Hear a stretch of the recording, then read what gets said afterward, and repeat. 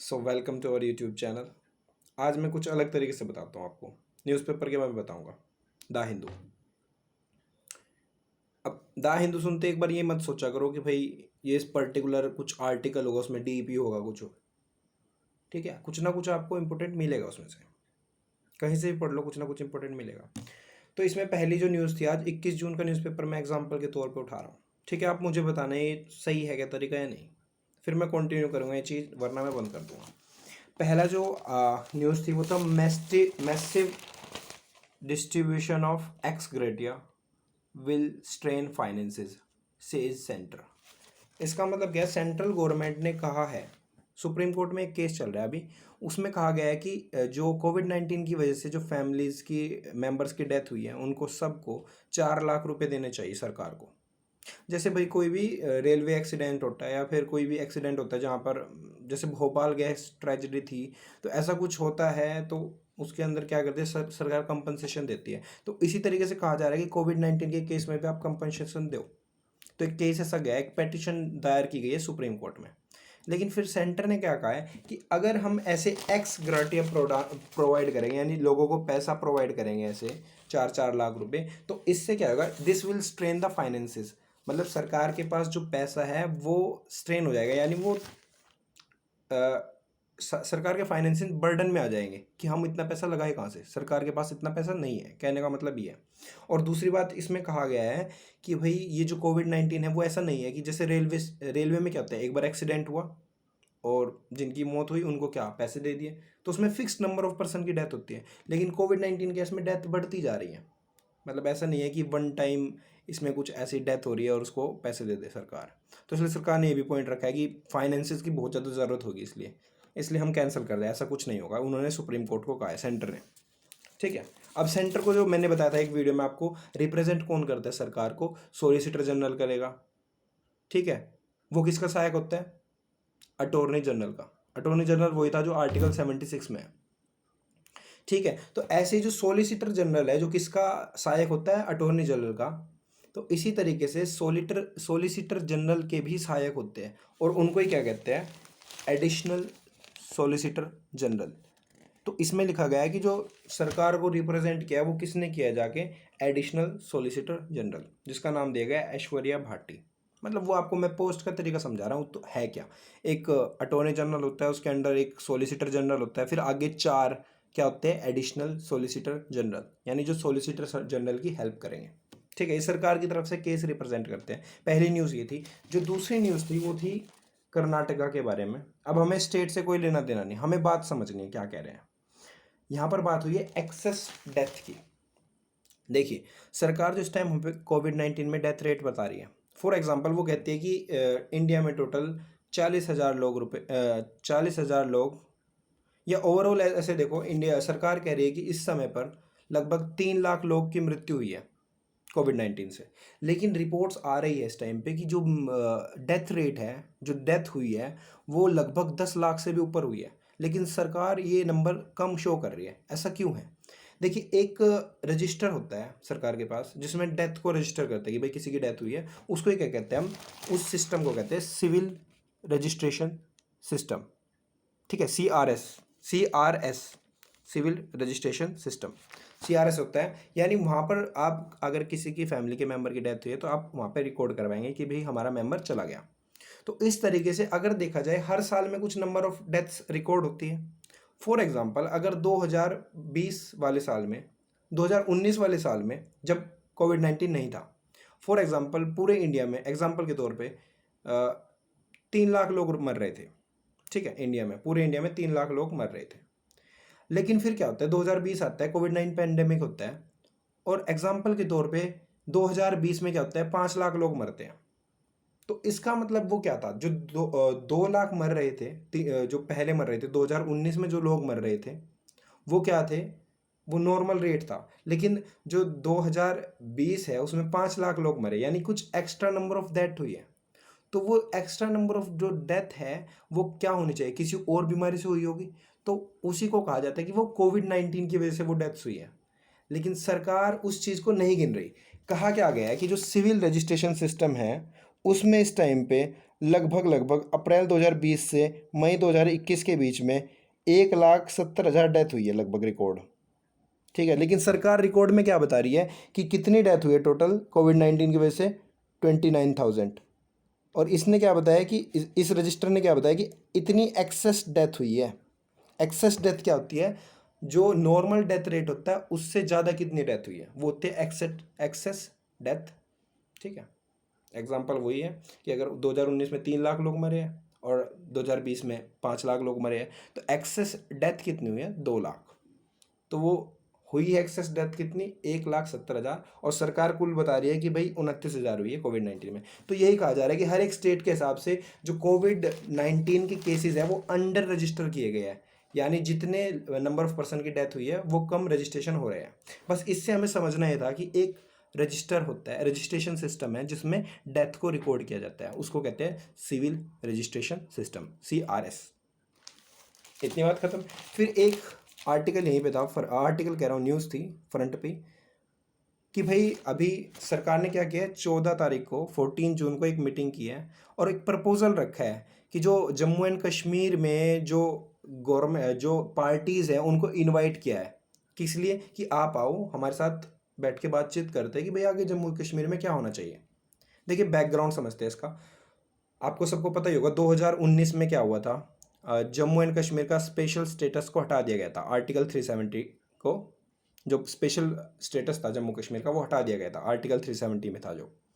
ठीक है, उसके बाद क्या हुआ था, इन्होंने जम्मू एंड कश्मीर जो एक स्टेट हुआ करती थी उसको 2 यूनियन टेरिटरीज में तोड़ दिया था। एक तो Jammu and Kashmir union territory और दूसरी कौन सी? लद्दाख। ठीक है भाई, अब 2 यूनियन टेरिटरी हो चुकी है और एक किस्म से इन्होंने जो पुरानी प्रथा चली आ रही थी, जम्मू कश्मीर को एक स्पेशल स्टेटस था उसको हटा दिया। और उस समय पे क्या हुआ, जो नेता थे वहाँ पर जम्मू एंड कश्मीर में उन सबको जेल में डाल दिया गया। ठीक है, और जब जेल में डालने के बाद उनके ऊपर एक्ट लगा दिया गया कि भाई वो वहाँ पे वॉयलेंस फैला रहे हैं। सेंटर ने क्या किया, सेंट्रल गवर्नमेंट ने उन्हें जेल में डाल दिया ये कहकर कि वो वॉयलेंस फैला रहे हैं वहाँ पर। ये हुआ क्या? फिर पिछले साल क्या हुआ था 2020 में, उनको छोड़ दिया गया सारे नेताओं को। उनमें वो भी थे जो फॉर्मर चीफ मिनिस्टर थे जम्मू एंड कश्मीर के। तो चीफ मिनिस्टर को भी जेल में भी जाना पड़ा इस वजह से कि वहाँ पर वॉयलेंस ना फैल जाए। ठीक है, अभी क्या होता है फिर, वो सारी जो पार्टीज थी जो सेंटर के खिलाफ है, यानी जो मोदी सरकार के खिलाफ है, और जम्मू कश्मीर की जो मेन पार्टीज है उन्होंने मिलकर क्या किया, एक अलायंस बनाया और उसका ही नाम क्या है? गुपकर अलायंस। ठीक है, इसको ही कहते हैं गुपकर डिक्लेरेशन, यानी उन 5 पार्टीज ने मिलकर एक अलायंस बनाया कि हम साथ में इकट्ठे होकर लड़ेंगे, किससे? केंद्र की सरकार से। तो अब केंद्र की सरकार ने इस अलायंस को यानी गुपकर अलायंस को इनवाइट किया है कि आप आओ दिल्ली में 24 जून को और डिस्कशन करते हैं भाई आगे क्या होना चाहिए जम्मू कश्मीर में। अब भारत को ऐसा क्यों करना पड़ रहा है? देखिए, एक तो इंटरनेशनली इंडिया की काफ़ी ज़्यादा बुराई हो चुकी है इस चीज़ में। ठीक है, कुछ देश साथ है और कुछ खिलाफ है। जैसे फ्रांस एक ऐसा देश है, वो हमारा हमेशा साथ देता है। फ्रांस ने कहा है कि जो जम्मू कश्मीर का मैटर था वो इंडिया का इंटरनल मैटर था, इंडिया ने सही किया। लेकिन कुछ कंट्रीज है जैसे कि यूएसए इस टाइम पे, यूनाइटेड स्टेट ऑफ अमेरिका, तो उसमें जो जो बाइडन आया ना, उसने बिल्कुल ये कहा है कि इंडिया ने मतलब सही नहीं किया, इतना सपोर्ट नहीं कर रहा है जो बाइडन इंडिया को इस मामले में। तो कहीं ना कहीं इंडिया के ऊपर प्रेशर है। और वहाँ पर इस समय पे पिछले साल वहाँ पर इंटरनेट भी बंद था, बिल्कुल सारी सेवाएं बंद थी। तो इस वजह से वहाँ पर एक नॉर्मल आए, वहाँ पर एजुकेशन सही से चले, पब्लिक हेल्थ सही से हो, तो एक फिक्स्ड गवर्नमेंट चाहिएगी वहाँ पर। और इस समय पर जो जम्मू एंड कश्मीर और लद्दाख दोनों क्या है, यूनियन टेरिटरी।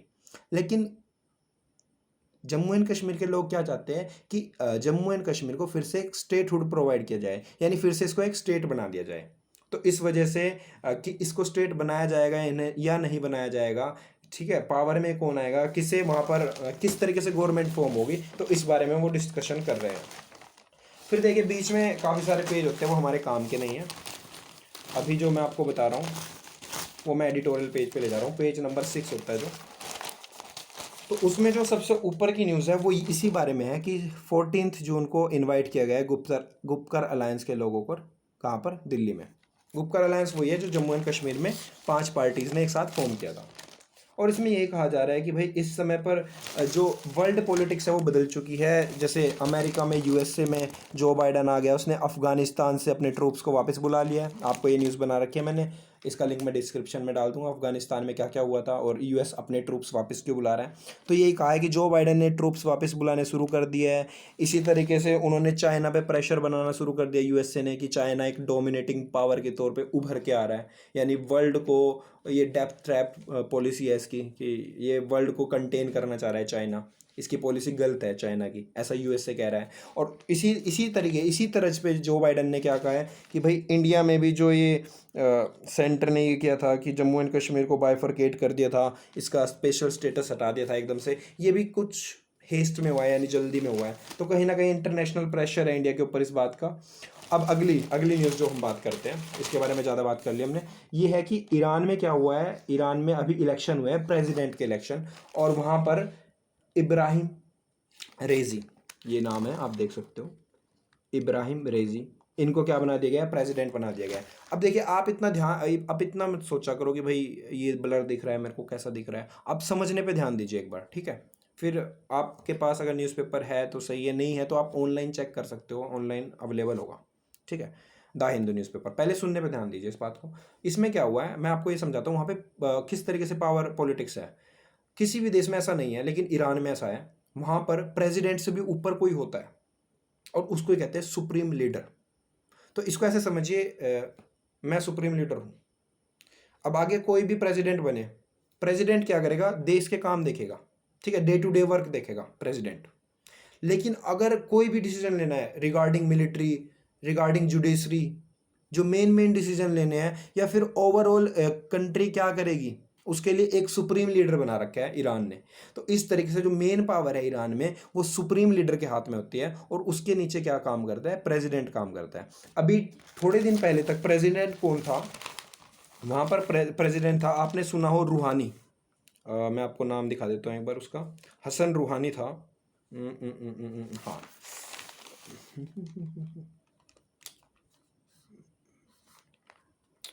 लिख रखा है इन्होंने, हसन रूहानी यहाँ पे प्रेसिडेंट हुआ करते थे पहले, आप यहाँ पर पढ़ सकते हो एक बार इसको पॉज कर कर।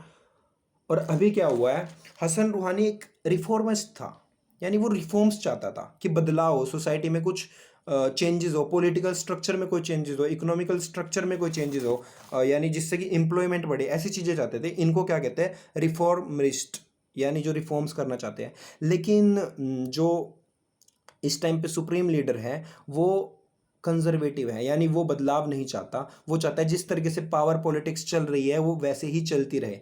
तो इसलिए उसने क्या किया, अब की बार जो प्रेसिडेंट बना है, कौन बना है, रेजी, अभी बताया था, इब्राहिम रेजी। वो इस तरीके का बंदा है जो कंजर्वेटिव है, जो बदलाव नहीं चाहता कुछ ज़्यादा, कि पॉलिटिक्स चेंज होए, ये कुछ पोस्ट को हटा दिया जाए, ऐसी चीज़ें नहीं चाहता रेजी। और जो ये इब्राहिम रेजी है, ये पहले जुडिशरी का हेड था। मैंने बताया ना, सुप्रीम लीडर, ये सुप्रीम लीडर है, सुप्रीम लीडर के अंडर सब काम करेंगे, जुडिशरी भी, पार्लियामेंट भी, सब इसके अंडर काम करेंगे, प्रेसिडेंट भी सुप्रीम लीडर के। तो इसी तरीके से सुप्रीम लीडर के अंडर ही क्या आता है, जुडिशरी आती है। और जुडिशरी का कौन हेड था उस टाइम पे, इब्राहिम रेजी, थोड़े दिन पहले तक। फिर इसने क्या किया, सुप्रीम लीडर ने उसको एज अ प्रेसिडेंट कैंडिडेट उठा दिया और उसको जितवा दिया। लेकिन ईरान में लोगों को पता था ये गलत हो रहा है, तो इसलिए ईरान के लोगों ने इलेक्शन को बायकॉट किया है, और कुल 48% लोग वहाँ पे वोटिंग करने के लिए गए हैं। सारा डाटा इसमें, मैं एक बार यहाँ पर इसको रख देता हूँ, एक स्क्रीनशॉट ले लेना और पढ़ना इसको। यहाँ पर क्या लिखा गया है कि 48% कुल लोग वहाँ पर वोटिंग के लिए गए हैं, और जिसमें से 60% वोट इसको मिल गया, रेजी को, तो ये जीत गया। और ये है कैसा, ये वैसा है जैसा सुप्रीम लीडर चाहता है, जैसा कोई प्रेसिडेंट होना चाहिए, वैसा प्रेसिडेंट कौन बना है, इब्राहिम रेजी। अब सुप्रीम लीडर कौन है इस टाइम वहाँ पर, अली खेमई, ये नाम लिखा है। तो ये लगभग 1989, यानी काफ़ी पहले से ये सुप्रीम लीडर है वहाँ का। 1979 में ईरान में डेमोक्रेसी आई थी, आ टाइप ऑफ डेमोक्रेसी, मतलब प्रॉपर डेमोक्रेसी नहीं, पर हाँ कहने को डेमोक्रेसी है। 1979 से 1989 तक पहला क्या बना था, पहला सुप्रीम लीडर बना था। और जो दूसरा सुप्रीम लीडर है वो कौन है, अली खेमगई। तो उसके बाद कोई सुप्रीम लीडर नहीं बना, और तब से यही सुप्रीम लीडर है वहाँ पर। और जो प्रेसिडेंट कैंडिडेट है, ये डीप में बता देता हूँ थोड़ा, जैसे रेजी को उठाया गया ना प्रेसिडेंटशिप के लिए, तो वहाँ पर ऐसा नहीं है कोई भी प्रेसिडेंट कैंडिडेट के लिए उठ जाएगा। क्या होता है, सुप्रीम लीडर के अंदर एक ऑर्गेनाइजेशन बनी हुई है, ठीक है। और वही क्या करती है, वो चूज करती है कि कौन कौन प्रेसिडेंट इलेक्शन के लिए खड़ा हो सकता है। तो अब की बार जो उसको कहते हैं गार्डियन काउंसिल, तो उस गार्डियन काउंसिल ने अब की बार सिर्फ उन मेंबर्स के नाम दिए हैं प्रेसिडेंट इलेक्शन के लिए जो कंजर्वेटिव है, जो रिफॉर्म्स नहीं चाहते, जो जैसी पावर स्ट्रक्चर है वैसी ही चाहते हैं। तो ये था सारे इस आर्टिकल के अंदर। ठीक है भाई, एक काफ़ी बड़ा आर्टिकल है। अगर आप चाहते हो मैं इस पे पूरा एक लेक्चर लूँ, क्योंकि कुछ लोग वर्ल्ड पॉलिटिक्स में इतना इंटरेस्ट नहीं लेते। इसमें बात की गई है चाइना, रसिया, इंडिया, यूएसए कैसे आपस में इंटरलिंक्ड है, मतलब क्यों हर तरफ बना के रखना चाहता है भारत। तो अगर आप चाहते हैं मैं इस पे लेक्चर बनाऊं तो मुझे कमेंट में ज़रूर लिखना, कहोगे तो बना दूंगा, वरना फिर इसको देखो भाई। Hope you like it, thank you.